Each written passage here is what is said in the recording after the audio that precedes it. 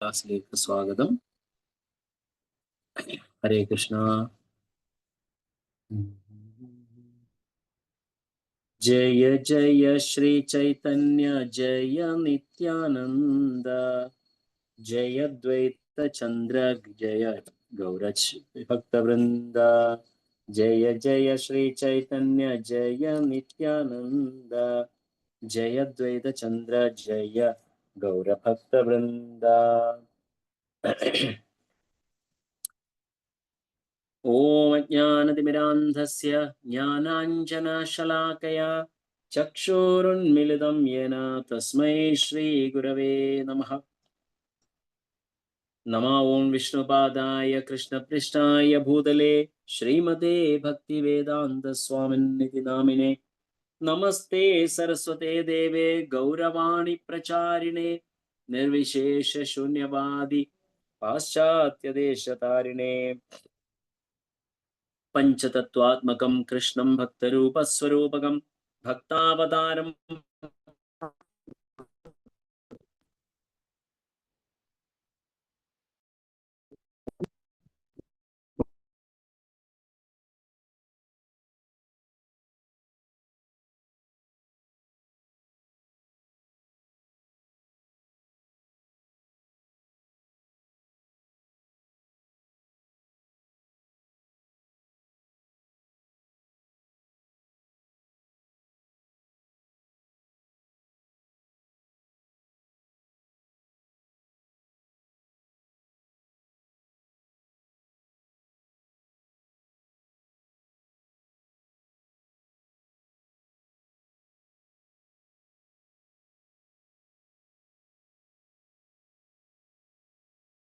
ഹരേ കൃഷ്ണ.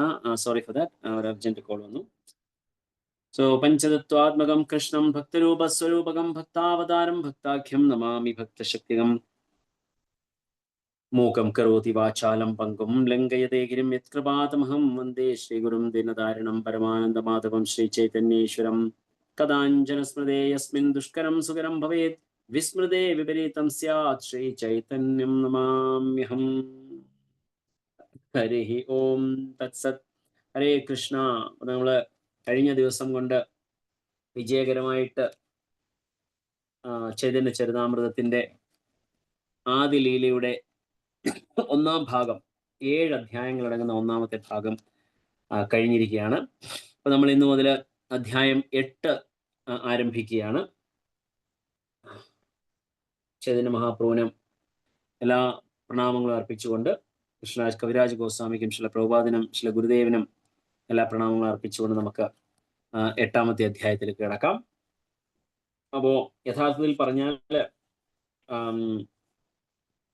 കൃഷ്ണരാജ് കവിരാജ് ഗോസ്വാമി ഒന്നാം അധ്യായത്തില് ഒന്നാമത്തെ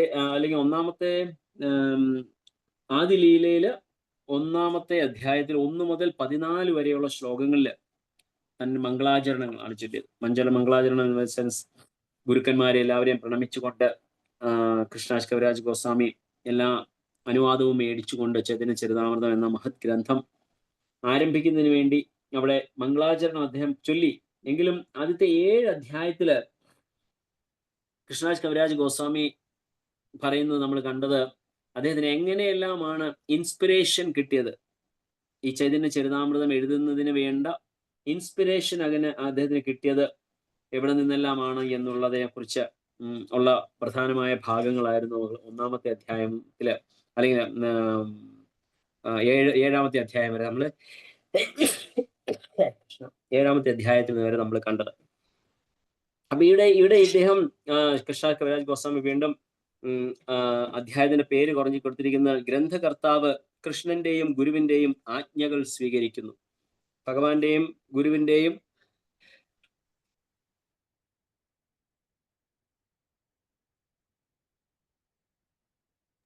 ആജ്ഞ സ്വീകരിച്ചുകൊണ്ട് അദ്ദേഹം വീണ്ടും തുടരുകയാണ് ചെയ്യുന്നത്. നമുക്കിതിന്റെ ഇൻട്രൊഡക്ഷൻ ശില പ്രഭുപാദ് എഴുതിയിരിക്കുന്ന ഭാഗം നമുക്കൊന്ന് വായിച്ചു നോക്കാം. അധ്യായം 8. ഗ്രന്ഥകർത്താവ് കൃഷ്ണന്റെയും ഗുരുവിന്റെയും ആജ്ഞകൾ സ്വീകരിക്കുന്നു. ശ്രീ ചൈതന്യ ചരിതാമൃതത്തിന്റെ 8ാം അധ്യായത്തിലെ ശ്രീല ഭക്തിവിനോദ് ഠാക്കൂർ തന്റെ അമൃത പ്രഭാവ ഭാഷ്യത്തിൽ സംഗ്രഹിച്ചിട്ടുണ്ട്. ഈ അധ്യായത്തിൽ ശ്രീ ചൈതന്യ മഹാപ്രഭുവിന്റെയും നിത്യാനന്ദന്റെയും മഹിമകൾ വർണ്ണിച്ചിരിക്കുന്നു. ഹരേ കൃഷ്ണ മഹാമന്ത്ര ജപത്തിൽ അപരാധങ്ങൾ ചെയ്യുന്ന ഒരുവൻ വർഷങ്ങളോളം ജപിച്ചാലും ഭഗവത് പ്രേമം നേടുകയില്ലെന്നും ഇവിടെ പ്രസ്താവിച്ചിരിക്കുന്നു. ഇത് സംബന്ധിച്ച് ശ്രീല ഭക്തിവിനോദ് ഠാക്കൂർ അഷ്ടസാത്വിക വികാരം എന്ന് വിളിക്കപ്പെടുന്ന ശാരീരിക ലക്ഷണങ്ങളുടെ കൃത്രിമമായ പ്രകടനത്തിനെതിരായി താക്കീത് നൽകുന്നു. അതും ഒരു അപരാധമാണ്. ഒരുവൻ ഗൗരവപൂർവം ആത്മാർത്ഥമായി ശ്രീകൃഷ്ണ ചൈതന്യ പ്രഭു നിത്യാനന്ദ ശ്രീ അദ്വൈത ഗദാധര ശ്രീവാസാദി ഗൗരഭക്തവൃന്ദ എന്നീ പഞ്ചതത്വ നാമങ്ങൾ തുടർച്ചയായി കീർത്തനം ചെയ്യണം. ഈ ആചാര്യന്മാരെല്ലാം ഭക്തന്റെ മേൽ അഹൈതുകമായ കാരുണ്യം ചൊരിയും. ക്രമേണ അവന്റെ ഹൃദയം പവിത്രീകരിക്കപ്പെടുകയും ചെയ്യും. യഥാർത്ഥത്തിൽ പരിശുദ്ധനാകുമ്പോൾ അവന് സ്വാഭാവികമായും ഹരേ കൃഷ്ണ മഹാമന്ത്ര ജപത്തിൽ ഹർഷോന്മാദം അനുഭവപ്പെടും. ശ്രീ ചൈതന്യ ചരിതാമൃതത്തിന്റെ രചനയ്ക്ക് മുൻപ് ശ്രീല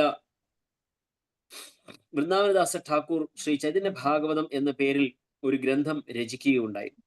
ശ്രീല വൃന്ദാവനദാസ് ഠാക്കൂർ ചൈതന്യ ഭാഗവതത്തിൽ ചർച്ച ചെയ്യാത്ത വിഷയങ്ങൾ മാത്രമേ കൃഷ്ണദാസ ഗൗരാജ ഗോസ്വാമി ചൈതന്യ ചരിതാമൃതത്തിൽ വർണ്ണിച്ചിട്ടുള്ളൂ. കൃഷ്ണദാസ ഗൗരാജ ഗോസ്വാമി തന്റെ വാർദ്ധക്യ ദശയിൽ വൃന്ദാവനത്തിലേക്ക് പോവുകയും ശ്രീ മദനമോഹനന്റെ ആജ്ഞയനുസരിച്ച് ശ്രീ ചൈതന്യ ചരിതാമൃതം എഴുതുകയും ചെയ്തു. അതിനാൽ നമുക്കിപ്പോൾ അതിന്റെ ദിവ്യ അനുഭൂതി ആസ്വദിക്കാൻ സാധിക്കുന്നു. ഇപ്പൊ ഇതിലെ ശ്രീ പ്രഭുപാദ് എഴുതുന്നത് നമുക്ക് കാണാൻ സാധിക്കുന്നു. എങ്ങനെയാണ് കൃഷ്ണദാസ് കവിരാജ് ഗോസ്വാമി ഇത് എഴുതിയതെന്നും അതിന് മുമ്പ് വൃന്ദാവനദാസ് ഠാക്കൂർ ചൈതന്യ ഭാഗവതം എന്ന ഗ്രന്ഥം എഴുതിയിട്ടുണ്ടെന്നും അതിൽ പറയാത്ത ഭഗവാന്റെ ലീലകളെ കുറിച്ചാണ് ചൈതന്യ ചരിതാമൃതത്തിൽ കൃഷ്ണദാസ് കവിരാജ് ഗോസ്വാമി എഴുതിയതെന്നും ശ്രീല പ്രഭുപാദ് പറയുന്നു. അതിനേക്കാൾ ഉപരി ശ്രീല പ്രഭുപാദ് വളരെ പ്രാധാന്യത്തോടുകൂടി ഇതിൽ വിവരിച്ചിരിക്കുന്നത് ശ്രീല ഭക്തിവിനോദ് ഠാക്കൂർ അമൃത പ്രഭാവ ഭാഷ്യത്തിൽ എഴുതിയിരിക്കുന്നത് പോലെ, അല്ലെങ്കിൽ ഈ 8ാമത്തെ അധ്യായത്തെ കുറിച്ച് വർണ്ണിച്ചിട്ടുണ്ട് എന്ന് പറയുകയും അതുപോലെ മഹാപ്രഭുവിന്റെ നിത്യാനന്ദ മഹിമകളെ കുറിച്ചും വർണ്ണിച്ചിരിക്കുന്നു. ഹരേ കൃഷ്ണ മഹാമന്ത്ര ജപത്തിന്റെ പ്രാധാന്യത്തെക്കുറിച്ച് ശ്രീല പ്രഭുപാദ് ഈ ഒരു സംഗ്രഹത്തിൽ പറയുന്നുണ്ട്. ഹരേ കൃഷ്ണ മഹാമന്ത്രം നമ്മള് ശ്രദ്ധയോടുകൂടിയും വളരെ ആത്മാർത്ഥതയോടുകൂടി നമ്മൾ ജപിച്ചില്ലെങ്കിൽ വർഷങ്ങളോളം നമ്മൾ ജപിച്ചാലും അതിന്റെ യഥാർത്ഥ പ്രഭാവം നമ്മളിൽ ഉണ്ടാവില്ല എന്നൊരു വസ്തുത ശ്രീല പ്രഭുപാദ് ഇവിടെ പറയുകയാണ്. അപ്പൊ നമുക്ക് യഥാർത്ഥമായ ആ ഭഗവത് പ്രേമത്തിലേക്ക് അല്ലെങ്കിൽ പ്രേമത്തോടു കൂടിയ ആ നാമജപം ഉണ്ടാവണമെങ്കിൽ അതിന് വേണ്ട ഒരു പ്രധാനമായ ഒരു കാര്യം ഇവിടെ പറയുന്നു. ഒരുവൻ ഗൗരവപൂർവം ആത്മാർത്ഥമായി ശ്രീകൃഷ്ണ ചൈതന്യ പ്രഭു നിത്യാനന്ദ ശ്രീ അദ്വൈത ഗദാധര ശ്രീവാസാദി ഗൗരഭക്തവൃന്ദ എന്നീ പഞ്ചതത്വ നാമങ്ങൾ തുടർച്ചയായി കീർത്തനം ചെയ്യണം എന്ന ഒരു കാര്യം ശ്രീല പ്രഭുപാദ് ഇവിടെ പറയുകയാണ് ചെയ്യുന്നത്. ഞാൻ ആക്ച്വലി കൃഷ്ണ കോൺഷ്യസ്നെസ്സിൽ വന്ന മസ്കറ്റിൽ വെച്ച് ഈ കൃഷ്ണ കോൺഷ്യസ് വന്നപ്പോൾ ആദ്യമല്ല, ഇപ്പോഴും വലിയ വ്യത്യാസം ഉണ്ടെന്ന് ഞാൻ പറയുന്നില്ല. പക്ഷെ എങ്കിലും ഭഗവത് നാമത്തിൽ ഒട്ടും അട്രാക്ഷൻ അതായത് നാമാപരാധമായ രീതിയിൽ ചെയ്തുകൊണ്ടിരുന്ന സമയത്ത് നമുക്ക് കിട്ടിയ ഒരു അഡ്വൈസ് ആണ്, എല്ലാ ദിവസവും നാമജപം തുടങ്ങുന്നതിന് മുൻപ് പഞ്ചതത്വ മന്ത്രത്തിന്റെ ഒരു മാല ജപം. അങ്ങനെ ഞങ്ങള് കുറെ കാലങ്ങളോളം 5-8 വർഷത്തോളം 8-10 വർഷത്തോളം നമ്മൾ എല്ലാ ദിവസവും രാവിലെ ഭഗവത് നാമം ജപിക്കുന്നതിന് മുൻപ് ഒരു മാല പഞ്ചതത്വ മന്ത്രത്തിന്റെ ജപം ചെയ്യുമായിരുന്നു. അപ്പോ തീർച്ചയായിട്ടും അതിന് വളരെ വ്യത്യാസമുണ്ട്. അതിനുശേഷം കുറച്ചു കാലങ്ങൾക്ക് ശേഷം പിന്നെ അത് നിർത്തി. അപ്പൊ എന്ന് വെച്ചാൽ ഇപ്പം ഭഗവത് നാമത്തിനോട് വലിയ അട്രാക്ഷൻ ഉണ്ടായി എന്ന് ഞാൻ പറയുകയല്ല. പക്ഷേ അതുകൊണ്ട് വളരെ നല്ല ഒരു അനുഭവമാണ് നമുക്ക് ഉണ്ടായിക്കൊണ്ടിരുന്നത്. അപ്പോ ആർക്കെങ്കിലും അത് സാധിക്കുമെന്നുണ്ടെങ്കിൽ പഞ്ചതത്വ മന്ത്രം ജയ ശ്രീകൃഷ്ണ ചൈതന്യ പ്രഭു നിത്യാനന്ദ ശ്രീ അദ്വൈത ഗദാധര ശ്രീവാസാദി ഗൗരഭക്തവൃന്ദ എന്ന മന്ത്രം 108 പ്രാവശ്യം ജപിക്കുന്നത് വളരെ നല്ലതാണ് എല്ലാ ദിവസവും. അപ്പോ ഇതിനെക്കുറിച്ച് ഞങ്ങള് ഗുരു മഹാരാജിനോട് ഒരു പ്രാവശ്യം ചോദിച്ചപ്പോ ഗുരുമഹാരാജ് ചെയ്യുന്നത് ഏറ്റവും വളരെ നല്ലതാണെന്നും, പക്ഷെ അതിന് ഒരു ചെറിയൊരു അഡ്വൈസ് ഗുരുമഹാരാജ് തന്നത്, നമ്മൾ സാധാരണ നമ്മൾ ഹരേ കൃഷ്ണ മഹാമന്ത്രം ജപിക്കുന്ന തുളസി മാലയിൽ ആ മന്ത്രം ജപിക്കേണ്ട എന്ന് ശ്രീ ഗുരുദേവ് ഇൻസ്ട്രക്ഷൻ തന്നിട്ടുണ്ട്.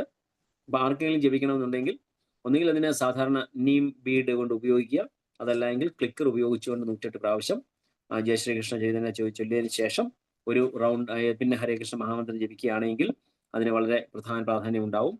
എനിക്കറിയാം നമ്മളെല്ലാവരും വളരെയധികം സേവകളിൽ ബിസി ആയിരിക്കുമ്പോൾ ഓൾറെഡി 2 മണിക്കൂർ നമ്മൾ ഹരേ കൃഷ്ണ മഹാമന്ത്രം ജപിക്കുന്നതിന് വേണ്ടി മാറ്റി, പിന്നെ അതിനും കൂടെ അഡീഷണൽ ആയിട്ട് ഈ ഒരു മന്ത്രം കൂടെ ജപിക്കുന്നതിന് നമുക്ക് സമയം കുറച്ച് കൂടുതൽ എടുക്കും എന്നറിയാം. ഉഷമാതാജി എന്തെങ്കിലും ചോദിക്കുകയാണോ? അല്ലെങ്കിൽ മ്യൂട്ടിൽ ഇരുന്നാട്ടെ. ഹരേ കൃഷ്ണ, സോറി. അപ്പോൾ അതൊരു വളരെ പ്രധാനപ്പെട്ട ഒരു കാര്യമാണ്. ശ്രീ പ്രഭുപാദ് തന്റെ ആമുഖത്തില് ഇതിനെക്കുറിച്ച് പഞ്ചതത്വ മഹാമന്ത്രത്തിന്റെ പ്രാധാന്യത്തെ കുറിച്ച് പറയുന്നതായിട്ട് നമുക്ക് കാണാം. അപ്പോ നമുക്ക് തുടങ്ങാം. അപ്പോ ഈ ഒരു അധ്യായത്തില് നമുക്ക് കാണാൻ സാധിക്കുന്നത് എന്തെല്ലാമാണ്? ചൈതന്യ മഹാപ്രഭുവിന്റെ കൃപ കൊണ്ട് ഏറ്റവും വളരെ റയറായിട്ട് കിട്ടുന്ന കൃഷ്ണ ഭക്തി അല്ലെങ്കിൽ പ്രേമഭക്തി, ഭഗവാനോടുള്ള പ്രേമമായിട്ടുള്ള ആ ഭക്തി നമുക്ക് ലഭിക്കാൻ സാധിക്കുമെന്ന് നമുക്ക് 1-ാമത്തെ ശ്ലോകം മുതൽ 32-ാമത്തെ ശ്ലോകം വരെ നമുക്ക് കാണാൻ സാധിക്കും. 1 മുതൽ 32 വരെയുള്ള ശ്ലോകങ്ങളിൽ ചൈതന്യ മഹാപ്രഭുവിന്റെ കൃപ നമുക്ക് കിട്ടുകയാണെങ്കിൽ ആ വളരെ വിരളമായിട്ട് മാത്രം ആസ്വദിക്കാൻ സാധിക്കുന്ന പ്രേമഭക്തിയുടെ ഭാവങ്ങൾ നമുക്ക് ലഭിക്കാനുള്ള സാധ്യതയെ കുറിച്ചിട്ടാണ് നമുക്ക് ആദ്യം കാണാൻ സാധിക്കുന്നത്. അതിനെ വീണ്ടും നമുക്ക് കാണാൻ സാധിക്കുകയാണെങ്കിൽ 1 മുതൽ 5 വരെയുള്ള ശ്ലോകങ്ങളിൽ ഗുരുക്കന്മാർക്കുള്ള പ്രണാമമാണ് ശ്രീ കൃഷ്ണരാജ് കവിരാജ് ഗോസ്വാമി അർപ്പിക്കുന്നത്. നമുക്ക് 1 മുതൽ 5 വരെയുള്ള ശ്ലോകങ്ങൾ നോക്കിയതിന് ശേഷം നമുക്ക് അടുത്ത ഭാഗത്തേക്ക് നമുക്ക് കടക്കാം. ശ്ലോകം 1, ആദിലീല 8-ാം അധ്യായം, ശ്ലോകം 1.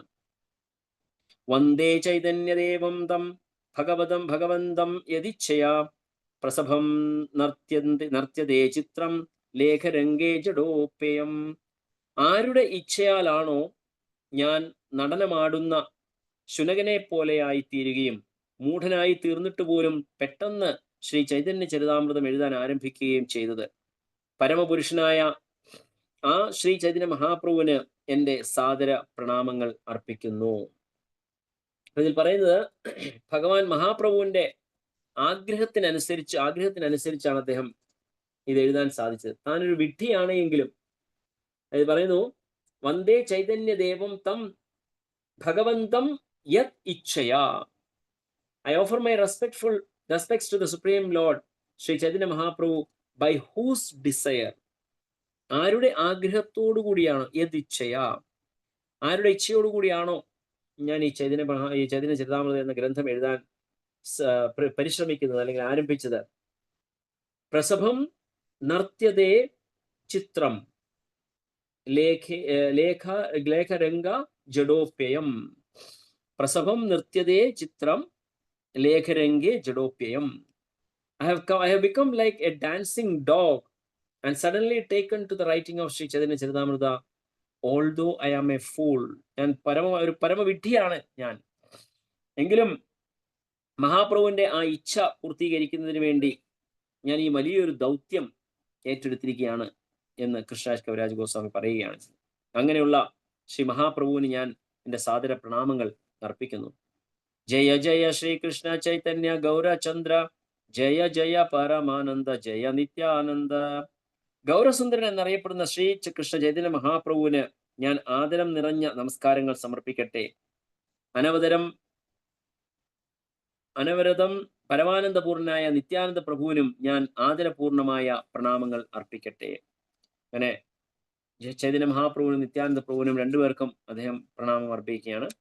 ജയ ജയാദ്വൈത ആചാര്യ കൃപാമയ, ജയ ജയ ഗദാധര പണ്ഡിത മഹാശയ.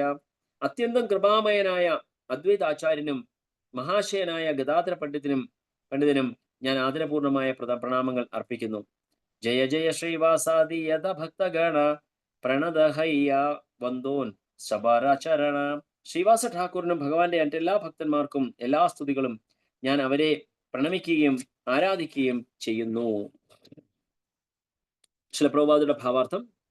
കൃഷ്ണദാസ് കവിരാജ് ഗോസ്വാമി ആദ്യം പഞ്ചതത്വത്തിന് ശ്രീകൃഷ്ണ ചൈതന്യ മഹാപ്രഭു, നിത്യാനന്ദ പ്രഭു, അദ്വൈത പ്രഭു, ഗദാധര പ്രഭു, ശ്രീവാസ് പ്രഭു, മറ്റ് ഭക്തന്മാർ ഇപ്രകാരം പ്രണാമങ്ങൾ അർപ്പിക്കാൻ നമ്മെ ഉപദേശിക്കുന്നു. ശ്രീകൃഷ്ണ ചൈതന്യ പ്രഭു, നിത്യാനന്ദ, ശ്രീ അദ്വൈത, ഗദാധര, ശ്രീവാസാദി ഗൗരഭക്തവൃന്ദ എന്ന മന്ത്രത്തിൽ സംഗ്രഹിച്ചിട്ടുള്ള പഞ്ചതത്വത്തിന് പ്രണാമങ്ങൾ അർപ്പിക്കാനുള്ള തത്വം കർശനമായും പാലിക്കണം. പ്രചാരണത്തിന്റെ ഓരോ ചടങ്ങിന്റെയും ആരംഭത്തിൽ പ്രത്യേകിച്ചും ഹരേ കൃഷ്ണ കൃഷ്ണ കൃഷ്ണ ഹരേ ഹരേ, ഹരേ രാമ രാമ രാമ ഹരേ ഹരേ എന്ന മഹാമന്ത്ര കീർത്തനത്തിന്റെ ആരംഭത്തിൽ നാം പഞ്ചതത്വത്തിന്റെ നാമങ്ങൾ ജപിക്കുകയും അവരെ ആദരപൂർവ്വം നമസ്കരിക്കുകയും വേണം. ഇവിടെ വളരെ സ്ട്രിക്റ്റ് ആയിട്ട് ശ്രീല പ്രഭുപാദ് നമുക്ക് ഉപദേശം നൽകുകയാണ്. ഓരോ പ്രധാനപ്പെട്ട കാര്യങ്ങൾ ചെയ്യുമ്പോഴും അതുപോലെ തന്നെ പ്രത്യേകിച്ച് ഹരേ കൃഷ്ണ മഹാമന്ത്രം നമ്മൾ ജപിക്കുന്ന സമയത്ത് നമ്മൾ ഈ പഞ്ചതത്വ മന്ത്രം ജപിച്ചതിന് ശേഷം മാത്രമേ നമ്മൾ അത് ആ കർത്തവ്യം തുടങ്ങാൻ ആരംഭിക്കാൻ പാടുള്ളൂ എന്ന് ഇവിടെ പറയുകയാണ് ചെയ്യുന്നത് ശ്രീല പ്രഭുപാദ്. മൂകകവിത്വകാരേഷേ സ്മരണേ പങ്കുഗീരി ലംഘേ അന്ധ ദേഖേ താരഗണേ. ഇവിടെ പറയുന്നത് കൃഷ്ണരാജ് കവിരാജ് ഗോസ്വാമി ഇതിലിങ്ങനെ അദ്ദേഹം എഴുതുന്നുവെങ്കിലും അദ്ദേഹം യഥാർത്ഥത്തിൽ ഇങ്ങനെയാണ് എന്നല്ല. അതായത് ഞാൻ ആദ്യം പറഞ്ഞു ഞാനൊരു വിഡ്ഢിയാണ് എന്ന് അദ്ദേഹം പറഞ്ഞു. വിഡ്ഢിയായ ഒരുവനെ ഒരിക്കലും ഇങ്ങനെയുള്ള മഹാഗ്രന്ഥം എഴുതാൻ ഒരിക്കലും സാധിക്കില്ല, നമുക്കറിയാം. അതൊരു വൈഷ്ണവന്റെ ഗുണമാണ്. എല്ലായ്പ്പോഴും താൻ വളരെ നീചനായ ഒരുവനാണ് എന്ന രീതിയിൽ അവരുടെ ഭാവം പ്രകടമാക്കുന്നുവെങ്കിലും അവര് ഭക്തിയുടെ പാരമ്യത്തിൽ വസിക്കുന്ന അല്ലെങ്കിൽ പാരമ്യത്തിൽ വർത്തിക്കുന്ന വലിയ വലിയ ഭക്തന്മാരാണ്. ഇവിടെ പറയുന്നത് പഞ്ചതത്വത്തിന്റെ പാതാരബിന്ദങ്ങൾ സ്മരിക്കുന്നത് മൂലം മൂകന് പോലും കവിയാകാൻ കഴിയുന്നു, മുടന്തിന് പോലും പർവ്വതങ്ങൾ കയറാനും അന്ധന് ആകാശത്തിലെ നക്ഷത്രങ്ങളെ കാണാനും കഴിയുന്നു. അപ്പോൾ ഇവിടെ പറയുന്നത് കൃഷ്ണരാജ് കവിരാജ് ഗോസ്വാമി പറയുകയാണ്, അദ്ദേഹം ഇവിടെ പറയുന്നു എന്താണ്, by remembering the lotus feet of the Panchatattva. നമ്മൾ ഈ എല്ലാ ക്ലാസ്സുകളും തുടങ്ങുന്നതിന് മുമ്പ് സാധാരണ ചൊല്ലാറുള്ള ശ്ലോകം പോലെ മൂകം കരോതി വാചാലം പങ്കും ലംഘയതേഗിരും യത്കൃപാതമഹം വന്ദേ ശ്രീഗുരും ദിനധാരണം. അപ്പം ഗുരുവിന്റെ കാരുണ്യമുണ്ടെങ്കിൽ ഒരു മുടന്തനായ ഒരുവന് മല കയറാനും മൂകനായവന് അല്ലെങ്കിൽ മൂകനായവന് വാചാലനാകാനും സാധിക്കും എന്ന് പറഞ്ഞതുപോലെ തന്നെ ഇവിടെ പറയുകയാണ്, A Dum man can become a poet, a lame man cross the mountains and a blind man see the stars in the sky. ഇവിടെ പറയുന്നതാണ്. അപ്പൊ അങ്ങനെ മഹാപ്രഭുവിന്റെ ആ കൃപ കാരുണ്യം നമുക്ക് കാണാൻ സാധിക്കുന്നു. ഇതേ രീതിയിൽ ചെയ്യുകയാണ് നമുക്ക് കിട്ടുമെന്ന് പറഞ്ഞു ശ്രീല പ്രഭുപാദയുടെ ഭാവാർത്ഥം. വൈഷ്ണവ തത്വശാസ്ത്രം അനുസരിച്ച് പരിപൂർണത നേടുന്നതിന് 3 മാർഗങ്ങളുണ്ട്. നിയമാത്മക തത്വങ്ങളെ അനുസരിച്ചുള്ള ഭക്തി സാധനയുടെ നേടുന്ന സാധനസിദ്ധി, കൃഷ്ണനെ ഒരു സമയത്തും വിസ്മരിക്കാത്തതിലൂടെ നേടുന്ന ശാശ്വതമായ നിത്യസിദ്ധി, പിന്നെ ആധ്യാത്മിക ഗുരുവിനെയോ മറ്റു വൈഷ്ണവന്റെയോ കാരുണ്യത്താൽ നേടുന്ന കൃപാസിദ്ധി. 3 തരത്തിലുള്ള ആ സിദ്ധിയെ കുറിച്ച് ഇവിടെ പറയുന്നു. സാധനസിദ്ധി, നിത്യസിദ്ധി, കൃപാസിദ്ധി. സാധനസിദ്ധി എന്ന് പറഞ്ഞാൽ ഒരുവൻ അവന്റെ പ്രയത്നം കൊണ്ട്, തീർച്ചയായിട്ടും നമ്മുടെ മാത്രം പ്രയത്നം കൊണ്ട് നമുക്ക് നേടാവുന്നതല്ല ഭഗവത് ഭക്തി. അവിടെയും തീർച്ചയായിട്ടും ഭഗവത് ഭക്തന്മാരുടെ കാരുണ്യം നമുക്ക് ആവശ്യമുണ്ട്. പക്ഷെ എങ്കിലും നമ്മളുടെ ഒരു വളരെ വളരെ കാര്യമായ നമ്മുടെ ഒരു കോൺട്രിബ്യൂഷൻ അതിലുണ്ട്. അതാണ് സാധന സിദ്ധി എന്ന് പറയുന്നത് ഉദ്ദേശിക്കുന്നത്. നമ്മൾ വളരെ നിയമങ്ങളെല്ലാം അനുസരിച്ചുകൊണ്ട് സാധന ഭക്തിയെക്കുറിച്ച് ഭക്തി രസാമൃത സിന്ധുവിൽ ശ്രീ രൂപ ഗോസ്വാമി പ്രഭുപാദ് അതിന് ഡെഫിനിഷൻ കൊടുക്കുന്നുണ്ട്. അതായത് നമ്മൾ റൂൾസ് ആൻഡ് റെഗുലേഷൻസ് പാലിച്ചുകൊണ്ട് കൃത്യനിഷ്ഠയോടുകൂടി ചെയ്യുന്ന ഒരു ഭക്തിയെയാണ് സാധന ഭക്തി എന്നുള്ളത്. സാധന ഭക്തിയെ വീണ്ടും ഭക്തി രസാമൃത സിന്ധുവിൽ 2ആയിട്ട് വിഘടിപ്പിച്ചിട്ടുണ്ട്. ആർക്കെങ്കിലും പറയാമോ എന്തൊക്കെയാണ് 2ആയിട്ട് വിഘടിപ്പിച്ചിരിക്കുന്ന സാധന ഭക്തിയുടെ 2 വൈദിഭക്തിയാണ്. കറക്റ്റ്, വൈദിഭക്തി. Very good. വൈദിഭക്തിയും രാഗാനുഗ ഭക്തി. Super, very good, thank you so much Mataji. അതായത് വൈദി സാധന ഭക്തി എന്ന് പറഞ്ഞാൽ പ്യുവർലി നമ്മൾ റൂൾസ് ആൻഡ് റെഗുലേഷൻസ് പാലിച്ചുകൊണ്ട് ചെയ്യുന്ന കാര്യങ്ങൾ. രാഗാനുഗ ഭക്തി എന്ന് പറഞ്ഞാൽ സ്പോണ്ടേനിയസ് ആയിട്ട് നമ്മുടെ ഉള്ളിൽ, നമ്മുടെ ഹൃദയത്തിൽ നമുക്ക് ഭഗവത് നാമം ജപിക്കണം അല്ലെങ്കിൽ ഭഗവാന് വേണ്ടി ഭക്തിയുത സേവനം ചെയ്യണം എന്ന് നമ്മുടെ ഹൃദയത്തിൽ നിന്ന് ഉത്ഭവിക്കുന്ന ആ ഭാവത്തോടു കൂടി ചെയ്യുന്ന ഭക്തിയെ രാഗാനുഗ ഭക്തി എന്ന് നമുക്ക് പറയാം. അപ്പോ ഈ 2 തരത്തിലുള്ള, അപ്പൊ സാധന ഭക്തി എന്ന് പറഞ്ഞു കഴിഞ്ഞാൽ നമ്മൾ സ്ട്രിക്റ്റ് ആയിട്ട് റൂൾസ് ആൻഡ് റെഗുലേഷൻസ് പാലിച്ചുകൊണ്ട് നമ്മൾ ചെയ്യുന്ന, അതിന് പ്രത്യേകിച്ച് അതിനുള്ള ഒരു സ്പെസിഫിക്കേഷൻ എന്ന് പറഞ്ഞാൽ സാധന ഭക്തിയുടെ സ്പെസിഫിക്കേഷൻ 2 കാര്യങ്ങളാണ്. ഒന്ന് റൂൾസ് ആൻഡ് റെഗുലേഷൻസ് പാലിക്കണം, and as per the instructions of the shastras or the guru. ഗുരുവിന്റെയോ അല്ലെങ്കിൽ ഗുരുവിന്റെ ആജ്ഞ അനുസരിച്ചോ അല്ലെങ്കിൽ വൈദിക ശാസ്ത്രത്തിനനുസരിച്ചിട്ടുള്ള നിയമങ്ങൾ പാലിച്ചുകൊണ്ട്. രണ്ടത് കൃത്യനിഷ്ഠയോടുകൂടി ചെയ്യണം എന്നുള്ളതാണ്. അത് വളരെ പ്രധാനമാണ്. നമുക്ക് ഒരു ദിവസം പോലും നമ്മൾ അതിനെ വിഘ്നം വരുത്താൻ പാടില്ല. അതാണ് നിത്യം ഭാഗവത സേവയ എന്ന് പറയുന്നത് പോലെ it should be continuously performed. അതിനെയാണ് സാധന ഭക്തി എന്ന് പറയുന്നത്. സാധന ഭക്തി. അപ്പൊ സാധന ഭക്തി അങ്ങനെ സാധന ഭക്തി ചെയ്തുകൊണ്ട് നമ്മൾ നേടുന്ന സിദ്ധിയാണ് സാധന സിദ്ധി എന്ന് നമുക്കിവിടെ കാണാൻ സാധിക്കും. അപ്പോൾ പറയുന്നത് എന്താണ്? നിയമക തത്വങ്ങളെ അനുസരിച്ചുള്ള ഭക്തി സാധനയിലൂടെ നേടുന്ന സാധനസിദ്ധി എന്നാണ് സാധനസിദ്ധിക്ക് ഡെഫിനേഷൻ കൊടുത്തിരിക്കുന്നത്. അടുത്തത് കൃഷ്ണനെ ഒരു സമയവും വിസ്മരിക്കാതിരിക്കുന്നതിലൂടെ നേടുന്ന ശാശ്വതമായ നിത്യസിദ്ധി. ആ നിത്യസിദ്ധി എന്ന് പറഞ്ഞാൽ ഭഗവാന്റെ പ്രേമം കൊണ്ട് മാത്രം, അല്ലെങ്കിൽ ഭഗവാന്റെ അനുഗ്രഹം കൊണ്ട് നമ്മൾ നേടുന്നതാണ്. അപ്പൊ അത് സാധാരണ അങ്ങനെ നമുക്ക് എളുപ്പം നമുക്ക് നേടാൻ സാധിക്കുന്നതല്ല നിത്യസിദ്ധി എന്ന് പറയുന്നത്. മൂന്നാമത് പറയുന്നതാണ് കൃഷ്ണരാജ് കവിരാജ് ഗോസ്വാമിയും ശില പ്രഭുപാദും എല്ലാ ആചാര്യന്മാരും ഏറ്റവും പ്രധാനമായിട്ട് പറയാറുള്ളതും അതുപോലെ ഏറ്റവും കൂടുതൽ എംഫസൈസ് കൊടുക്കാറുള്ളതുമായ ഒരു പോയിന്റ് ആണ് കൃപാസിദ്ധി.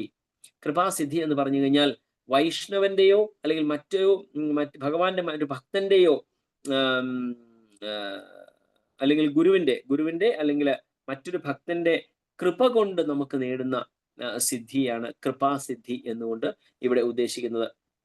ശില പ്രഭുപാദിനോട് ഒരു പ്രാവശ്യം അമേരിക്കയിൽ അദ്ദേഹത്തിന്റെ ശിഷ്യന്മാരോട് കൂടി ഒരുമിച്ചിരിക്കുന്ന സമയത്ത്, ക്ലാസ് കൊടുക്കുന്ന സമയത്ത് ഒരു ചോദ്യോത്തര വേളയിൽ ഒരു ശിഷ്യൻ പ്രഭുപാദിനോട് ചോദിച്ചു. പ്രഭുപാദ് പറഞ്ഞത്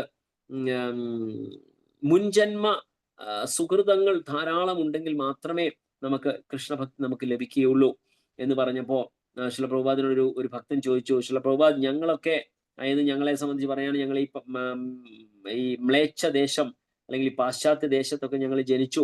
ഞങ്ങളൊക്കെ എന്ത് പുണ്യം ചെയ്തിട്ടാണ് നമുക്കിങ്ങനെ അങ്ങയോടുകൂടെ സഹകരിക്കാനും അല്ലെങ്കിൽ ഇടപഴകാനും അല്ലെങ്കിൽ ഭഗവത് ഭക്തി ചെയ്യാനുമുള്ള സൗഭാഗ്യം ഞങ്ങൾക്ക് ലഭിച്ചത് എന്ന് പറഞ്ഞപ്പോൾ ശില പ്രഭുപാദ് പറഞ്ഞു, I created good Fortune for you എന്നാണ് പറഞ്ഞത്. I created good Fortune for you. ഞാൻ നിങ്ങൾക്ക് വേണ്ടി പുണ്യകർമ്മങ്ങളുടെ ഫലം ഞാൻ നിങ്ങൾക്കായി സൃഷ്ടിച്ചു തരികയാണ് ചെയ്തത്. അല്ലെങ്കിൽ അതല്ല എങ്കിൽ ഇത്ര മ്ലേച്ഛ ദേശങ്ങളിൽ ജനിച്ചവർക്ക് ഇതേപോലുള്ള സൗഭാഗ്യം ലഭിക്കുക എന്ന് പറയുന്നത് വളരെ വിഷമകരമായ കാര്യം. അതുകൊണ്ടാണ് ശില പ്രഭുപാദ് അങ്ങനെ പറഞ്ഞത്. അപ്പം ഈ കൃപാസിദ്ധി എന്ന് പറയുന്നതാണ് ശില പ്രഭുപാദും ഇവൻ കൃഷ്ണരാജ് കവിരാജ് ഗോസ്വാമി ഇവിടെ എംഫസൈസ് ചെയ്യുന്നത്. അതിനെക്കുറിച്ച് നമുക്ക് കാണാം. ഇവിടെ പറയുന്നുണ്ടാവും, ശ്രേഷ്ഠമായ അധികാരികളുടെ കാരുണ്യത്താൽ ലഭിക്കുന്ന കൃപാസിദ്ധിക്ക് ഈ ശ്ലോകത്തിൽ കവിരാജ് ഗോസ്വാമി ഊന്നൽ നൽകുന്നു. Yes, it's here. ഇത് ഈ ഒരു പോയിന്റ് വളരെ സ്പഷ്ടമാണ്. കാരണം കൃപാസിദ്ധിയാണ് നമുക്ക് എല്ലാവർക്കും കിട്ടുന്ന ഒരു മഹാസൗഭാഗ്യമായിട്ട് ലഭിക്കുന്നത്. കാരണം മറ്റു ഭക്തന്മാരുടെ കൃപയില്ലാതെ നമുക്ക് തീർച്ചയായിട്ടും ഒരിക്കലും നമുക്ക് ഈ ഭക്തി അല്ലെങ്കിൽ ഇത്ര മനോഹരമായ ഈ അസുലഭമായ സന്ദർഭങ്ങൾ നമുക്ക് കിട്ടാൻ യാതൊരു സാധ്യതയുമില്ല. അതുകൊണ്ട് കൃഷ്ണരാജ് കവിരാജ് ഗോസ്വാമി പോലും ശില പ്രഭുപാദം പല സന്ദർഭങ്ങളിൽ പറയുന്നു കൃപാസിദ്ധിയെ കുറിച്ചിട്ട് അദ്ദേഹം പറയാറുണ്ട്. അപ്പൊ ഇതിൽ പറയുന്നത് കൃപാസിദ്ധി ശ്രേഷ്ഠരായ അധികാരികളുടെ കാരുണ്യത്താൽ ലഭിക്കുന്ന കൃപാസിദ്ധിക്ക് ഈ ശ്ലോകത്തിൽ കവിരാജ് ഗോസ്വാമി ഊന്നൽ നൽകുന്നു. ഈ കാരുണ്യം ഭക്തന്റെ യോഗ്യതകളെ ആശ്രയിച്ചിട്ടുള്ളതല്ല.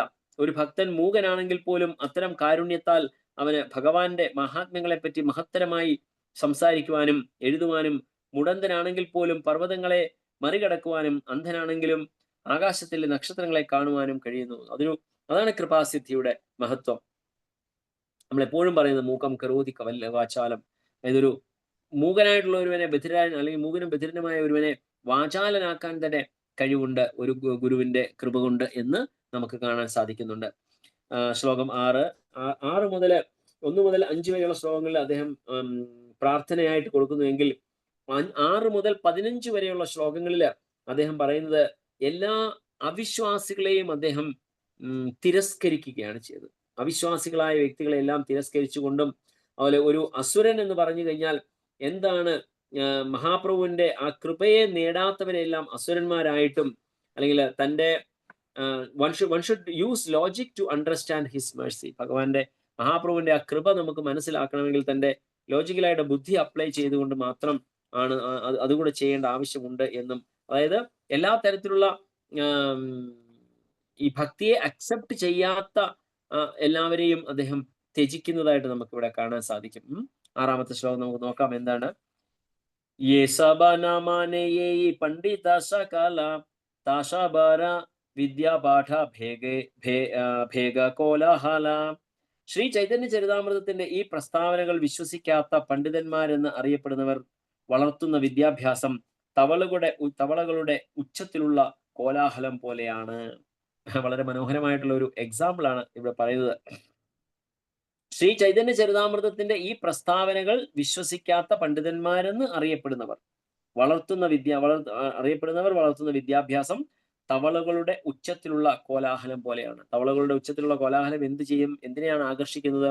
മൃത്യുവിനെ ആകർഷിക്കുകയാണ്. തവളകൾ കരയുമ്പോൾ, മഴക്കാലം വരുമ്പോൾ ശിലപ്രഭാത് പറയുന്നുണ്ട്, വർഷകാലത്ത് വനപ്രദേശത്ത് തവളകളുടെ കൂട്ടക്കരച്ചിൽ ഉച്ചത്തിൽ പ്രതിധ്വനിക്കുകയും ഇരുട്ടിൽ ആ ശബ്ദം കേട്ടെത്തുന്ന സർപ്പങ്ങൾ അവയെ വിഴുങ്ങുകയും ചെയ്യുന്നു. അതുപോലെ ആധ്യാത്മിക ജ്ഞാനമില്ലാത്ത സർവകലാശാല അധ്യാപകരുടെ നാവുകളിൽ നിന്നുള്ള വിദ്യാഭ്യാസപരമെന്ന് പറയപ്പെടുന്ന സ്പന്ദനങ്ങൾ തവളകളുടെ കരച്ചിലിന് സമാനമാണ്. അപ്പോൾ അത് തന്റെ മൃത്യുവിനെ സ്വാഗതം ചെയ്യുക മാത്രമാണ് അങ്ങനെയുള്ള കാര്യങ്ങൾ ചെയ്യുന്നത്, അങ്ങനെയുള്ള വിദ്യാഭ്യാസങ്ങൾ ചെയ്യുന്നത് എന്ന് ഇവിടെ പറയുകയാണ്. അപ്പൊ 6ഉം 7ഉം 7ാമത്തേലും പറയുന്നത് അങ്ങനെയുള്ള വിദ്യാഭ്യാസങ്ങളെ അദ്ദേഹം കംപ്ലീറ്റ്ലി തിരസ്കരിക്കുകയാണ്. കൃഷ്ണ ഭക്തി കൃഷ്ണ കൃപ നാഹി താരേ നാഹി താരഗതി. പഞ്ചതത്വത്തിന്റെ മഹാത്മ്യങ്ങൾ അംഗീകരിക്കാതെ കൃഷ്ണന് വേണ്ടി ഭക്തിയുത സേവനം നടത്തുന്നുവെന്ന് അഭിനയിക്കുന്ന ഒരുവന് ഒരിക്കലും കൃഷ്ണന്റെ കാരുണ്യമോ അന്തിമമായ ലക്ഷ്യത്തിലേക്കുള്ള പുരോഗതിയോ നേടാനാവില്ല. ശിലപ്രഭുപാദയുടെ ഭാവാർത്ഥം: ഒരുവൻ കൃഷ്ണാവബോധ പ്രസ്ഥാനങ്ങളിൽ ഗൗരവമായ താല്പര്യമുള്ളവനാണെങ്കിൽ അവൻ ആചാര്യന്മാരാൽ സ്ഥാപിക്കപ്പെട്ടിട്ടുള്ള നിയമങ്ങളും വ്യവസ്ഥകളും പിന്തുടരാൻ തയ്യാറാവുകയും അവരുടെ നിഗമനങ്ങൾ നിശ്ചയമായും അറിഞ്ഞിരിക്കുകയും വേണം. ശാസ്ത്രം പറയുന്നു, ധർമ്മസ്യ തത്വം നിഹിതം ഗുഹായാം മഹാജനോ യേന ഗത സപന്ഥ. മഹാഭാരതം വനപർവം 313, 117. 313 അധ്യായം 117 ശ്ലോകം. കൃഷ്ണാബോധത്തിന്റെ രഹസ്യം മനസ്സിലാക്കുക വളരെ പ്രയാസകരമാണ്. പക്ഷേ പൂർവ്വ ആചാര്യന്മാരുടെ ഉപദേശങ്ങളാൽ പുരോഗതി പ്രാപിക്കുകയും ഗുരുശിഷ്യ പരമ്പരയിലെ മുൻഗാമികളുടെ കാലടികൾ പിന്തുടരുകയും ചെയ്യുന്ന ഒരാൾ വിജയം കൈവരിക്കും. മറ്റുള്ളവർ വിജയിക്കില്ല. ഇത് സംബന്ധിച്ച് ശ്രീ നരോത്തമദാസ് ഠാക്കൂർ ഇങ്ങനെ പറയുന്നു: ചിടായ വൈഷ്ണവ സേവ നിസ്താര കേബ. ആധ്യാത്മിക ഗുരുവിനും ആചാര്യന്മാർക്കും സേവനം അനുഷ്ഠിക്കാത്ത പക്ഷം ഒരുവനെ മുക്തനാകാൻ കഴിയില്ല. മറ്റൊരിടത്ത് അദ്ദേഹം പറയുന്നു, ഗോസാനി എன்ற മുനി താൻഡ്ര രദാസ താൻഷാബാര പദരേണു മോര പഞ്ചഗ്രാസ. ഷഡ്ഗോസ്വാമികളുടെ കാലടികൾ പിന്തുടരുന്ന ഒരു വ്യക്തിയെ ഞാൻ സ്വീകരിക്കുന്നു. അത്തരം ഒരു വ്യക്തിയുടെ പാദധൂളി എന്റെ ആഹാരമാണ്. അപ്പോൾ ഇവിടെ പറയുന്നത്, പഞ്ചതത്വത്തിന്റെ മഹാത്മ്യങ്ങൾ അംഗീകരിക്കാത്ത കൃഷ്ണന് വേണ്ടി ഭക്തിയുത സേവനം നടത്തുന്നുവെന്ന് അഭിനയിക്കുന്ന ഒരുവന് ഒരിക്കലും കൃഷ്ണന്റെ കാരുണ്യമോ അന്തിമമായ ലക്ഷ്യത്തിലേക്കുള്ള പുരോഗതിയോ നേടാനാവില്ല. ഇവിടെ എന്തുകൊണ്ടാണ് നിങ്ങൾ പറയുന്നത്? ശില പ്രഭുപാദ് ഇതിൽ നമുക്ക് മനസ്സിലാക്കാൻ സാധിക്കുന്നത്, ഈ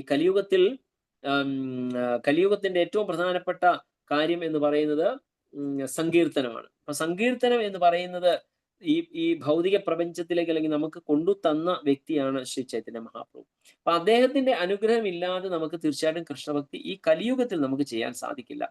അദ്ദേഹത്തിന്റെ അനുഗ്രഹം കൂടിയേ തീരൂ. കാരണം എങ്കിൽ മാത്രമേ നമുക്ക് ഭഗവത് നാമജപം വളരെ ഉത്സാഹത്തോടു കൂടിയും ആത്മാർത്ഥതയോടും ശ്രദ്ധയോടും കൂടി നമുക്ക് ചെയ്യണമെങ്കിൽ മഹാപ്രഭുവിന്റെയും പഞ്ചതത്വത്തിന്റെയും അനുഗ്രഹം തീർച്ചയായിട്ടും കൂടിയേ തീരൂ എന്നുള്ള കാര്യമാണ് നമുക്കിവിടെ കാണാൻ സാധിക്കുന്നത്.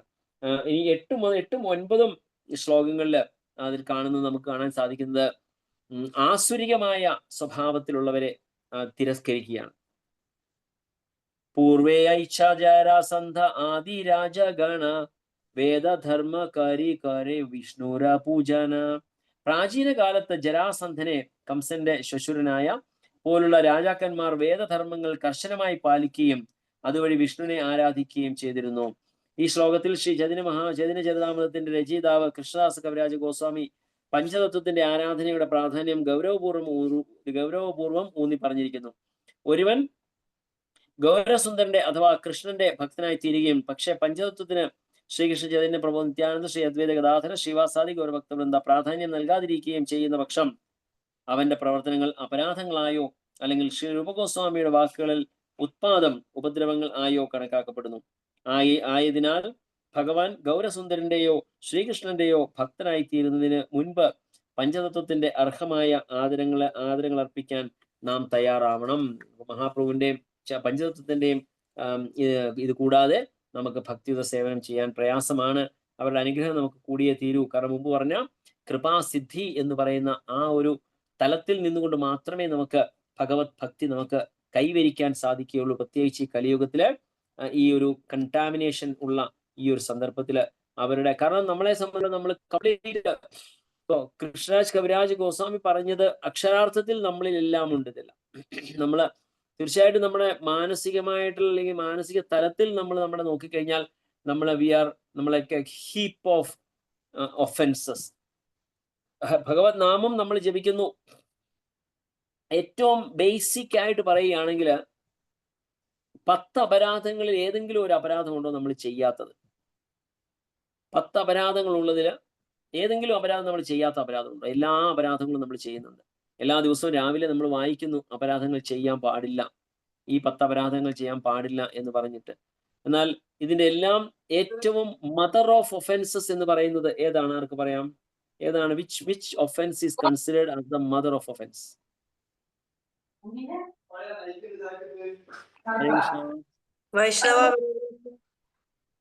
വൈഷ്ണവ അപരാധം. ഭക്തൻ തിരുനാമം പ്രചരിപ്പിക്കുന്നതിന് ജീവിതം തന്നെ വിനിയോഗിച്ചിരിക്കുന്ന ഭക്തന്മാരെ നിന്ദിക്കുക.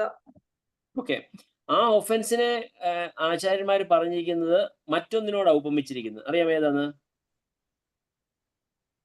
10ാമത്തെ ഒഫൻസ് അല്ലേ? 10ാമത്തെ ഒഫൻസ് ആണ്. Very good, correct. അതായത് 1ാമത്തെ ഒഫൻസ് ആണ് ഏറ്റവും വലിയ അപരാധം.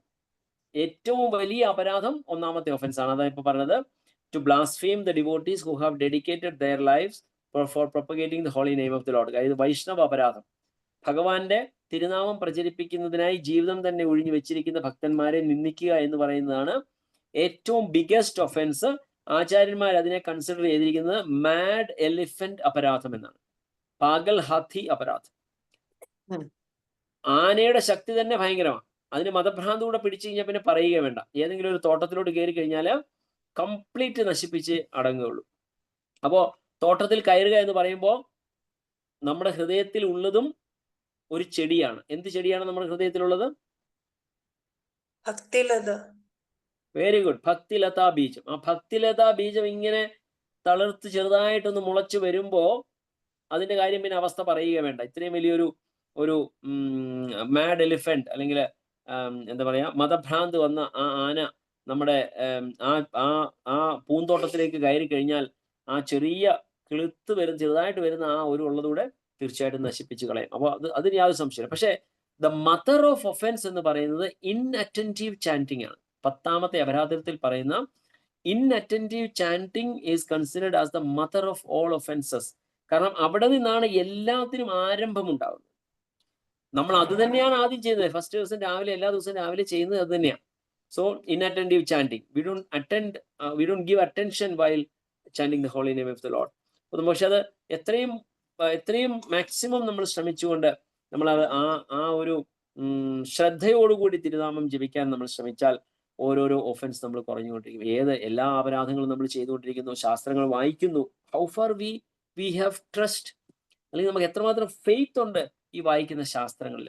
ശാസ്ത്രങ്ങൾ വായിക്കുമ്പോൾ തന്നെ ഇത് ശരിയാണോ? ഇന്ന് രാവിലെ എൻ്റെ മോള് ചോദിക്കുക, എന്ന് വെച്ചാൽ ഇതൊക്കെ പറയുന്നത്, പക്ഷെ നമ്മൾ ഇതൊക്കെ ശരിക്കും റിയാലിറ്റി ഉണ്ടോ? ഐ ഓക്കെ, നമ്മൾ ഇതിന്റെ എക്സാം കഴിയൂ, വിൽ ഡിസ്കസ് ഓൺ ലൈറ്റർ എന്ന് പറയുന്നത്. അപ്പൊ നമുക്ക് നമ്മളിൽ ഉള്ളിൽ തന്നെ ആ ശ്രദ്ധയെ വളർത്താനായിട്ട് നമ്മൾ ശ്രമിച്ചുകൊണ്ടിരിക്കുക. So 4th offense, 3rd offense, ഗുരു അവജ്ഞ. like we have so many ways. Either considering him as an ordinary person is an offense. So many times we feel that like he's also like us. He gets sick, he gets a problem, അല്ലെങ്കിൽ അത് സംഭവിക്കുന്നു. ഇപ്പം നിങ്ങൾ എത്ര പേര് അറിഞ്ഞിട്ടുണ്ടാവും എനിക്കറിയില്ല. നമ്മുടെ ഇസ്കോണിലെ ഒരു പ്രശസ്തനായ ഒരു ആചാര്യൻ, ഒരു ദീക്ഷാ ഗുരുവായിരുന്നു. അതിന്റെ പേര് ഹിസ് ഹോളിനെസ് ഭക്തി വിശ്രംഭ മാധവസ്വാമി മഹാരാജ്. അദ്ദേഹം ശരീരം വെടിഞ്ഞ വരെ നിങ്ങൾ ആരെങ്കിലും അറിഞ്ഞുവോ? അറിഞ്ഞില്ല. ഭക്തി വിശ്രംഭ മാധവസ്വാമി മഹാരാജ് എന്നൊരാളിനെ കേട്ടിട്ടുണ്ടോ? ഹരേ കൃഷ്ണ. ആരെങ്കിലും കേട്ടിട്ടുണ്ടോ ഭക്തി വിശ്രംഭ മാധവസ്വാമി മഹാരാജ് എന്ന് പറയുന്ന മഹാരാജിനെ? കേട്ടിട്ടുണ്ട് പ്രഭു. വൃന്ദാവനത്തില് ഞാൻ പോയി കണ്ടിട്ടുമുണ്ട്. അവിടെ ഗോശാലയിൽ അവിടെ താമസിച്ചിരുന്നപ്പോ ഞാൻ പോയി കണ്ടായിരുന്നു. അദ്ദേഹം ശരീരം വെടിഞ്ഞവർ അറിഞ്ഞോ പ്രഭു? ഇല്ല പ്രഭു, അറിഞ്ഞില്ല. അദ്ദേഹത്തിന് വാക്കിംഗ് ടോക്കിംഗ് എൻസൈക്ലോപീഡിയ, എന്താ പറയാ, ഭാഗവതത്തിന്റെ എല്ലാ വാക്കിംഗ് ടോക്കിംഗ് ഭാഗവതം എന്നാ പറയുന്നത് അദ്ദേഹത്തിന്. 100%. Literally it is absolutely right. Is one of my favourite maharajas. എനിക്ക് ഒരുപാട് പ്രാവശ്യം അദ്ദേഹത്തിന് സേവനം ചെയ്യാനുള്ള അവസരം ലഭിച്ചിട്ടുണ്ട്. അദ്ദേഹത്തിന്റെ കയ്യില് സാലിഗ്രാം ശിലയുണ്ട്. സാലിഗ്രാം ശില അദ്ദേഹത്തിന്റെ പേര്, അദ്ദേഹം പേരിട്ടിരിക്കുന്നത് കനായ് ബാലായ്. കനായ് ബാലായ് എന്നാണ്. ഞാൻ നോക്കട്ടെ അദ്ദേഹത്തിന്റെ, ഞാൻ ജസ്റ്റ് ട്രൈ. അദ്ദേഹത്തിന് തുളസി മഹാറാണിയോട് ഭയങ്കരമായ ഭക്തിയുള്ള ആളാണ്. അദ്ദേഹം പറയുന്നത് ഇസ്കോണിൽ ആരെങ്കിലും, ഇസ്കോണില് ഏറ്റവും കുറവ് ഇമ്പോർട്ടൻസ് കൊടുക്കുന്നതാണ് തുളസി മഹാറാണി. അദ്ദേഹം ഭയങ്കരമായിട്ട് തുളസി മഹാറാണിക്ക് വേണ്ടി 2 ബുക്കുകളൊക്കെ അദ്ദേഹം എഴുതിയിട്ടുണ്ട്. So I am just trying to show you. 1 second. Who is that?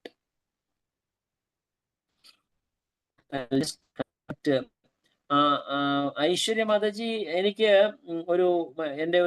ഞാനിപ്പോ വേറൊരു കണക്ഷനിൽ കൂടെ കണക്ട് ചെയ്യാം. അത് എനിക്ക് അതിനൊരു ഷെയർ ചെയ്യാനുള്ള ഒരു പെർമിഷൻ തരുമോ?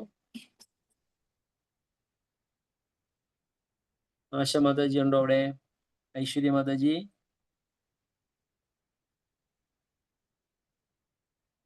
ഹരേ കൃഷ്ണ. ഐശ്വര്യ മാതാജി ഉണ്ടോ അവിടെ? ഇല്ല. അപ്പൊ I cannot share the link. I cannot share, not the link, I cannot share the screen. Share ചെയ്യാൻ പറ്റുമോ നമുക്ക്? No, I cannot share. ഞാൻ വേറൊരു കണക്ഷനിൽ കയറി എനിക്കൊന്ന് ഷെയർ ചെയ്ത് കാണിക്കണമായിരുന്നു. Hare Krishna. Aishwarya Mataji, fine, no problem. So I will share it later sometime. So he's very, very, very, very special person. എനിക്ക് ഷെയർ ചെയ്യാം. Sharing is not turned on. Okay. The host hasn't allowing multiple presenters. Okay. I think it's not, I don't have the permission. Okay. നിങ്ങൾ ആരെങ്കിലും Google search ചെയ്താൽ മതി. ഭക്തി വിശ്രംഭ മാധവസ്വാമി മഹാരാജ് എന്നാണ് അദ്ദേഹത്തിന്റെ പേര്. പ്രഭു പറഞ്ഞതുപോലെ is a walking Bhagavata. Literally he is like that. അദ്ദേഹം വളരെ knowledgeable, means highly knowledgeable person ആണ്. അദ്ദേഹത്തിന്റെ അതിന് ഒരുപാട് പ്രാവശ്യം അദ്ദേഹത്തിന്റെ കൂടെ കംപ്ലീറ്റ് ഒരു സെറ്റ് അദ്ദേഹത്തിന്റെ ഒരു പെട്ടി പോലെ ഉണ്ട്. അതായത് കൃഷ്ണ കവിരാജ്, എന്താ പറയാ, കനായ് ബാലായി എന്ന് പറയുന്ന ഭഗവാന്റെ വിഗ്രഹങ്ങളും കൈവച്ചുകൊണ്ട് അദ്ദേഹം അതെപ്പോഴും തോളത്തൊരു മാല പോലെ ഇട്ടുകൊണ്ട് നടക്കത്തുള്ളൂ. നടന്നു വരുമ്പോൾ നമ്മൾ മാല അദ്ദേഹത്തിന് ഇടാൻ നോക്കിയാൽ പറയും ഇവിടെ അവർക്ക് ഇട്ട് കൊടുത്തോളൂ, കൃഷ്ണ കനായ് ബാലായിക്ക് ഇട്ട് കൊടുത്തോളൂ എന്ന് പറഞ്ഞ് അവരുടെ വിഗ്രഹം എടുത്ത് കാണിക്കും. So will put dum. അതായത് നെവർ ആസ്ക് എനി ഓണർ, അല്ലെങ്കിൽ ഒരു തരത്തിലുള്ള ഒരു ഇതും ശ്രദ്ധിക്കുക. അതായത് അദ്ദേഹത്തിന്റെ ക്ലാസ് കേട്ട് കഴിഞ്ഞാൽ തന്നെ അറിയാം അദ്ദേഹം എൻജോയ് ചെയ്യുകയാണ് class. When he talks about Krishna, when he talks about Vrindavan pastime, when he talks about Tulsi Maharani, he enjoys his own class. He never bothers that others are listening or not. So അദ്ദേഹത്തിന് പല പ്രാവശ്യങ്ങൾ അദ്ദേഹത്തിന് സേവനം ചെയ്യാനുള്ള അവസരവും ലഭിച്ചിട്ടുണ്ട്. അപ്പോൾ anyway ഞാൻ പറഞ്ഞത് why did I come to that point?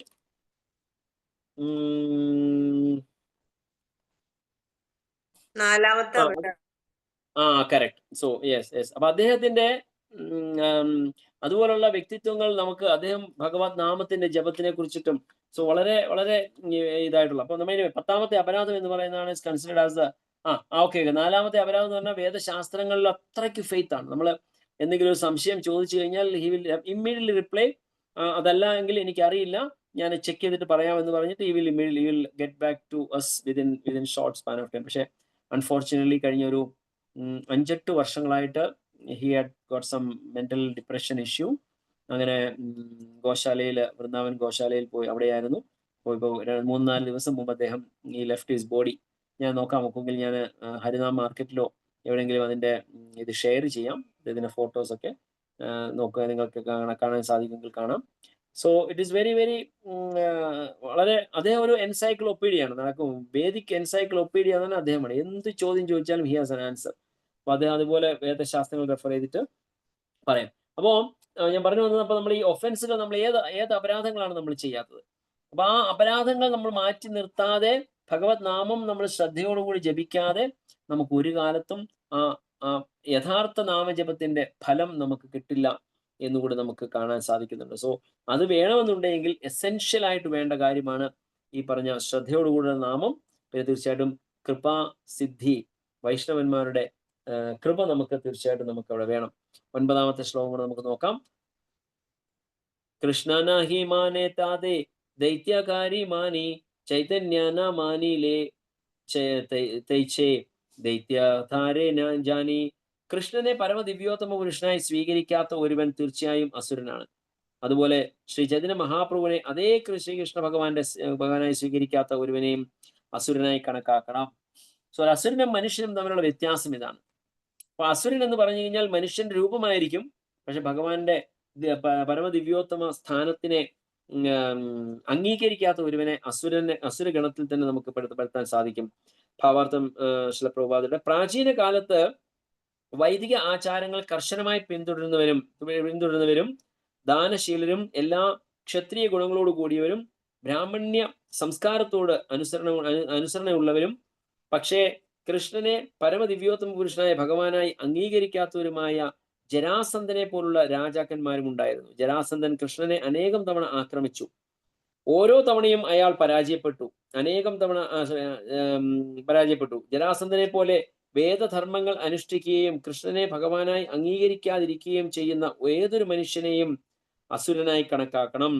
അതുപോലെ ശ്രീ ചൈതന്യ മഹാപ്രഭുവിനെ കൃഷ്ണൻ തന്നെയായി അംഗീകരിക്കാത്ത ഒരുവനും അസുരനാണ്. ആധികാരികമായ വേദശാസ്ത്രങ്ങളുടെ നിഗമനമാണിത്. അതുകൊണ്ട് കൃഷ്ണന് വേണ്ടിയുള്ള ഭക്തിയുത സേവനമല്ലാത്ത ഗൗരഭക്തിയും ഗൗരസുന്ദരന് വേണ്ടിയുള്ള സേവനമില്ലാത്ത കൃഷ്ണഭക്തിയും ഭക്തിയുത സേവന പ്രവർത്തനങ്ങളല്ല.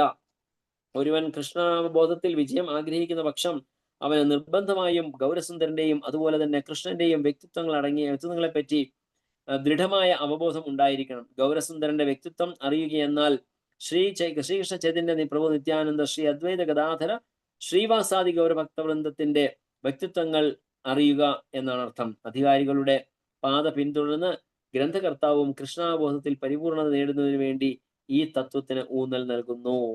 അപ്പോ ഇവിടെ പറയുന്നത് വീണ്ടും ആ പഞ്ചതത്വ വർഷിപ്പിനെ കുറിച്ചിട്ടും മഹാപ്രഭുവിനെ ഭഗവാൻ കൃഷ്ണന്റെ അവതാരമായിട്ട് നമ്മൾ കൺസിഡർ ചെയ്തില്ല എങ്കിൽ ആ ഭക്തിയും നമുക്ക് പൂർണ്ണമല്ല എന്നുകൂടി നമ്മൾ കാണുന്നു. അപ്പൊ അതെല്ലാം ഒരു ആസുരിക സ്വഭാവത്തിലുള്ളവരാണ്.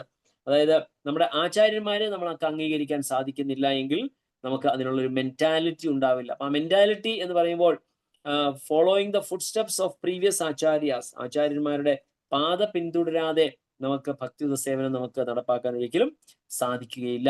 ആ ഒരു തത്വത്തെ കുറിച്ചിട്ടാണ് ഇവിടെ നമുക്ക് ഈ ഒരു ശ്ലോകത്തിൽ കൂടി കൃഷ്ണരാജ് കവിരാജ് ഗോസ്വാമി നമുക്ക് പറഞ്ഞു തരുന്നത്. അപ്പൊ അതുകൊണ്ട് നമുക്ക് ഇന്നത്തെ ക്ലാസ് നമുക്ക് ഇവിടെ നിർത്താം. Hare Krishna. Thank you so much. Shri Chaitanya Charitamrita की जय, कृष्ण गोस्वामी की जय, श्रील प्रभुपाद की जय, गुरु महाराज की जय, आनंद कोടി वैष्णव वृंद की जय, ഗൗർ സിദ്ധാർത്ഥ പ്രേമാനന്ദേ ഹരി ഹരി ബോൾ. ആർക്കെങ്കിലും എന്തെങ്കിലും ചോദ്യമുണ്ടോ? ഹരേ Krishna. Any questions, any comments or any additions? ആർക്കെങ്കിലും എന്തെങ്കിലും കൂടുതൽ ചേർക്കാനുണ്ടെങ്കിൽ പറയാം. Hare Krishna. All are welcome. അല്ലെങ്കിൽ എന്തെങ്കിലും സംശയം ഉണ്ടെങ്കിൽ ചോദിക്കാം.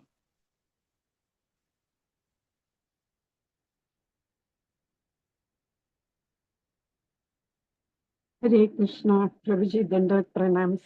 हरे प्रभुजी, भक्ति विश्रम्भ माधव മഹാരാജ് ഡിപ്രഷൻ കൊണ്ടാണ് കുറച്ചു നാളായിട്ട് ഡിപ്രഷനിലാന്ന് പറഞ്ഞു. അങ്ങനെ ഡിപ്രഷൻ വരാമോ നമ്മള് കൃഷ്ണാവബോധം? അതൊരു നല്ലൊരു ചോദ്യമാണ് മാതാജിയുടെ. അത് തീർച്ചയായിട്ടും ശ്രീമദ് ഭാഗവതത്തില് 8ാമത്തെ സ്കന്ധത്തിൽ ഒരു ഭാഗത്തില്, എല്ലാവരും മ്യൂട്ടിലിരിക്കണേ ദയവ് ചെയ്ത്. ഓക്കെ. ശ്രീമദ് ഭാഗവതത്തിൽ 8ാമത്തെ സ്കന്ധത്തിൽ പറയുന്നുണ്ട്, ഭഗവാന് 2 തരത്തിലാണ് ഭഗവാന്റെ പ്രിയപ്പെട്ട ഭക്തർക്ക് കൃപ നൽകുന്നത്. നമ്മളുടെ ദൃഷ്ടിയിൽ നമ്മൾ നോക്കുമ്പോൾ ഭൗതികപരമായി നല്ല വെൽ കംഫർട്ട് സോണിൽ നിൽക്കുമ്പോൾ നമ്മളത് ഭഗവത് കൃപയായിട്ട് നമ്മൾ കരുതുകയും അതാണ് ഭഗവാന്റെ യഥാർത്ഥ കാരുണ്യം എന്ന് നമ്മൾക്കൊരു തെറ്റിദ്ധാരണയുണ്ട്. അപ്പൊ ഭഗവാനെ സംബന്ധിച്ച് പറഞ്ഞാൽ ഭഗവാന് ചില സമയങ്ങളിൽ ചില സ്പെഷ്യൽ ആയിട്ടുള്ള വ്യക്തികൾക്ക് ഭൗതികപരമായിട്ടുള്ള ആഗ്രഹങ്ങൾ നടത്തിക്കൊടുക്കാതെയും സാധാരണ മനുഷ്യരുടെ ദൃഷ്ടിയിൽ അത് വലിയൊരു മോശമായ കാര്യം അല്ലെങ്കിൽ വളരെ വിഷമകരമായ ഒരു കാര്യമാണ് എന്ന തോന്നൽ ഉളവാക്കുന്ന വിധത്തിലുള്ള കാര്യങ്ങൾ ഭഗവാൻ ചെയ്യും. അതായത് പ്രത്യേകിച്ച് ഹരി എന്ന വാക്കിനർത്ഥം ഹരണം ചെയ്യുന്നവൻ എന്ന അർത്ഥം. അത് രണ്ട് രീതിയിലുമാകാം. അതായത് ഭൗതിക പ്രപഞ്ച അല്ല, രണ്ട് രീതിയിലല്ല, അതിന് ഒരർത്ഥം മാത്രം എടുത്താൽ മതി. ഭൗതിക പ്രപഞ്ചത്തിലെ വിഷമകതകളെ എല്ലാം അല്ലെങ്കിൽ ഭൗതിക പ്രപഞ്ചത്തിന്റെ വിഷമത്തിനെ എല്ലാം അല്ലെങ്കിൽ പോരായ്മകളെ എല്ലാം ഒരു ഭക്തനിൽ നിന്ന് അപഹരിക്കുന്നവനാണ് ഹരി. ഭൗതിക പ്രപഞ്ചത്തിലെ വിഷമതകൾ എന്ന് പറഞ്ഞാൽ എന്തൊക്കെയാണ്? എന്താണ് യഥാർത്ഥത്തിൽ ഭൗതിക പ്രപഞ്ചത്തിന്റെ വിഷമതകൾ? ആർക്കെങ്കിലും പറയാം? എന്തൊക്കെയാണ് ഭൗതിക പ്രപഞ്ചത്തിന്റെ വിഷമതകൾ? ജന്മമൃത്യു ജരാവ്യാധി. പെർഫെക്റ്റ്. ജന്മമൃത്യു ജരാവ്യാധി, 3 എണ്ണം കൂടെ ഉണ്ടല്ലോ. ദുഃഖദോഷാനുദോഷം. ആദിദൈവികം, ആദിഭൗതികം, ആധ്യാത്മികം. Very good. ആധ്യാത്മിക്, ആദി ഭൗതിക്, ആദി ദൈവിക്. ഈ 3 ഇതെല്ലാം കൂടി 7 എണ്ണമാണ് യഥാർത്ഥത്തിൽ നമ്മൾ ഈ ഭൗതിക പ്രപഞ്ചത്തിൽ അനുഭവിക്കുന്ന പ്രശ്നങ്ങൾ. ഈ പ്രശ്നങ്ങൾക്ക് കാരണമാകുന്നത് എന്തിനേയും ഹരിക്കുന്നവനാണ് ഹരി. ഈ കാര്യങ്ങൾക്കൊക്കെ ഉള്ള കാരണം എന്താണ്? ആർക്ക് പറയാം? ഈ 7 കാര്യങ്ങൾ സഫർ ചെയ്യാനുള്ളതിനുള്ള കാരണം എന്താണ്? Bodily concept. ഇച്ചിരി ഒന്ന് റിഫൈൻ ചെയ്യാമോ? വി ആർ ദ ബോഡി എന്നുള്ള തോന്നല്. അപ്പൊ അത് തന്നെ. അതായത് ഇപ്പൊ നമ്മളിപ്പം ഹിസ് ഹോൾനെസ് ഭക്തി വിശ്രംഭ മാധവസ്വാമി മഹാരാജിന്റെ കാര്യം തന്നെ എടുക്കുകയാണെങ്കിൽ he doesn't have that consciousness. അദ്ദേഹം കംപ്ലീറ്റ്ലി ഒരു സ്പിരിറ്റ് സോൾ ആണ് എന്ന റിയലൈസേഷനിൽ എത്തിയ ഒരു വ്യക്തിയായിരുന്നു അദ്ദേഹം. അപ്പൊ അദ്ദേഹത്തിന് എന്തുകൊണ്ട് ഇങ്ങനെ വന്നു? ഈ 7 സംഭവങ്ങൾ അനുഭവിക്കാനുള്ള മൂല കാരണം എന്താണ്? ആദ്യത്തെ പ്രശ്നം, ഇപ്പം രംഗമയ പ്രഭു പറഞ്ഞ 7 എണ്ണം പറഞ്ഞതിൽ ആദ്യത്തെ ഏതാണ്?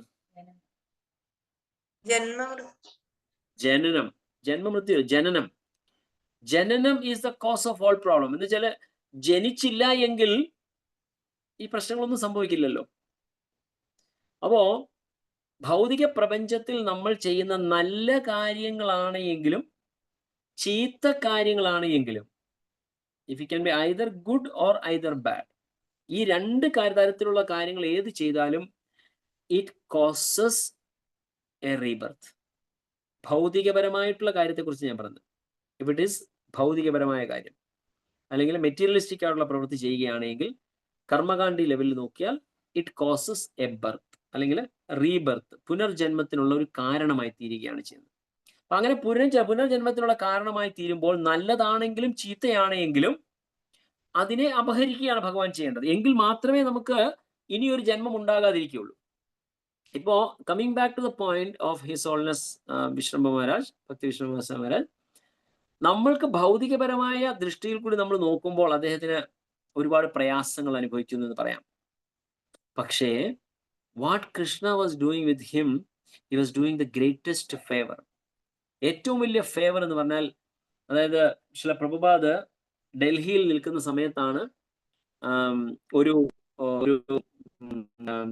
ഭക്തൻ വന്നിട്ട് ശ്രീല പ്രഭുപാദിന്റെ അടുത്ത് ഓടി വന്നിട്ട് പറഞ്ഞു, ശ്രീല പ്രഭുപാദ് അങ്ങയുടെ ഫാക്ടറി കത്തിപ്പോയി എന്നൊരു വാക്ക് പറയുകയാണ് ചെയ്തത്. സോ ഇമ്മീഡിയറ്റ്ലി അപ്പൊ അദ്ദേഹം എല്ലാം അവിടെ നിന്നവരെല്ലാം വിചാരിച്ചു അദ്ദേഹം കരയുമെന്ന് വിചാരിച്ചു. അദ്ദേഹം അയ്യോ കരയുമായിരിക്കും, ഭയങ്കര വലിയൊരു വിഷമമാകില്ലേ എന്ന് വിചാരിക്കുമ്പോൾ ഉടനെ ശ്രീല പ്രഭുപാദ് ഭാഗവത്തിലെ ഒരു ശ്ലോകം പറയുകയാണ് ചെയ്തത്. ശ്ലോകം പറഞ്ഞുകൊണ്ട് അട്ടഹസിക്കുകയാണ് ചെയ്തത്. I'll just tell the ശ്ലോകം. 1 second, hold on.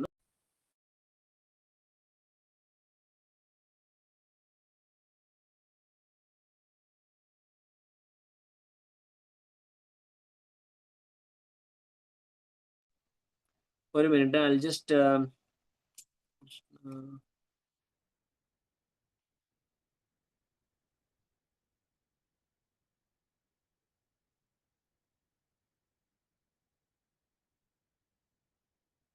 ആർക്കെങ്കിലും അറിയാമെങ്കിൽ എന്നെ ഒന്ന് ഹെൽപ്പ് ചെയ്യാം. ക്ഷമിക്കുക, I'm just recollecting that. I'm not able to. I just check that one. അത്തേനു കമ്പം അതാണോ പ്രഭു? അല്ല മാതാജി, അതല്ല. കമ്പം സുഷമി സമാ.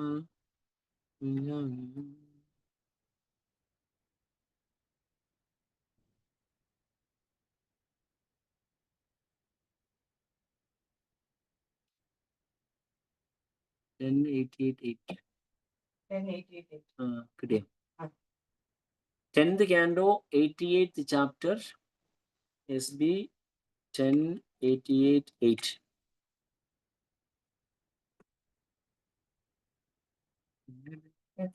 ഇത് വായിക്കാൻ